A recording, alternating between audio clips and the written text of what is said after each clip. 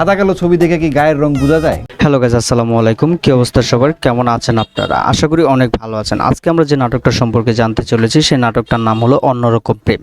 এই নাটকটিতে আপনি একটা শিক্ষণীয় দিক পাবেন, যেটা দেখার পর অনেক ফ্যামিলিতে আছে এরকম বাস্তবতার দিক রয়ে থাকে, কিন্তু এই নাটকটা দেখার পর যা বুঝতে পারলাম যে যৌতুক নেওয়া এবং দেওয়া সম্পূর্ণই অপরাধ। কিন্তু এই জিনিসটা অনেক দিন ধরেও হয়ে থাকলেও কিন্তু এরকম একটা জিনিস থাকে, একটা কালো বা একটা কুৎসিত মেয়ে দেখলে ছেলের বাড়ির মানুষেরা অন্যরকমভাবে একটা অনেক কিছু ডিমান্ড করে থাকে, কিন্তু তারা বুঝতে পারে না যে এত ডিমান্ডের পরও তার ছেলেরা কি বা মেয়ের ফ্যামিলি কি তারা কিছু দিতে পারবো কিনা, এরকম কোনো সময় তারা চিন্তা ভাবনা করে না। কিন্তু এই নাটকটিতে দেখা যায় মুশফিকার ফারহান তা নিয়ে অনেক প্রতিবাদ করে থাকেন, কিন্তু এই নাটকটিতে সামিরা খান মাহির অভিনয়টা ছিল একটু অন্যরকম, একটু আলাদা, যা দেখার পর আপনি সত্যি সামিরা খান মাহির ফ্যান হয়ে যাবেন। নাটকের শেষ দিকে মুশফিকার ফারহানের কিছু কথার কিছু ডায়লগ আর ফ্যামিলি সাজেশনগুলো শোনার পর আপনি সত্যি চোখের পানি ধরে রাখতে পারবেন না, এতটাও ইমোশনাল হয়ে যাবেন আপনি।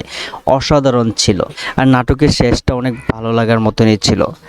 তো গাইস, আমি আপনাদেরকে রিকোয়েস্ট করব যারা এখনো নাটকটা দেখেন নাই তারা অবশ্যই দেখবেন। আর সামিরা খান মাহি এবং মুশফিকার ফারহানের জুটির নাটক যদি আপনি পছন্দ করেন তাহলে অবশ্যই এই নাটকটা আপনি মিস করবেন না, কারণ বাস্তবতার দিক বলেন আর মানবতার দিক বলেন বা একটা করুণা বলেন, অসাধারণ একটা সিচুয়েশন ছিল এই নাটকটির মাধ্যমে। আশা করি নাটকটা সবাই দেখবেন, কেউ মিস করবে না। আর এই নাটকটা মূলত পরিচালনা করেছেন মাহমুদ মাহিন। মাহমুদ মাহিনের নাটক বলতেই অন্যরকম একটা শিক্ষণীয় দিক থাকবে। তো আশা করি সবাই নাটকটা দেখবেন। সবাই ভালো থাকবেন, আল্লাহ হাফেজ।